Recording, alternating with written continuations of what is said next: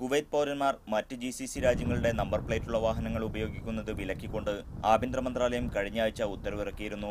ഇത്തരം വാഹനങ്ങൾ കുവൈത്ത് രജിസ്ട്രേഷനിലേക്ക് മാറ്റാൻ ഒരു മാസത്തെ സമയവും അനുവദിച്ചിരുന്നു. ഇതിനിടെയാണ് 1675 നിയമലംഘനങ്ങളുമായി സ്വദേശിയുടെ GCC രജിസ്ട്രേഡ് വാഹനം രാജ്യത്ത് കറങ്ങുന്നതായി പോലീസ് കണ്ടെത്തിയത്. ഗുരുതര നിയമലംഘനങ്ങളടക്കം നടത്തിയ ഈ വാഹനത്തിന്റെ പേരിലുള്ള ട്രാഫിക് പിഴ 60,000 ദിനാറിനടുത്താണ്.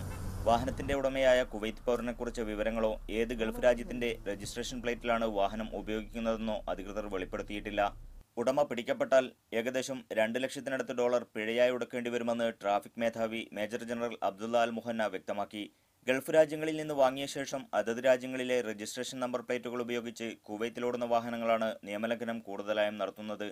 ചുവപ്പ് സിഗ്നൽ ലംഘനം, അമിത വേഗത തുടങ്ങിയ ഗുരുതര ഗതാഗത നിയമലംഘനങ്ങൾ നടത്തുന്ന ഇത്തരം വാഹനങ്ങൾ വലിയ അപകടങ്ങൾക്കും കാരണമാകുന്നതായി കണ്ടെത്തിയിരുന്നു.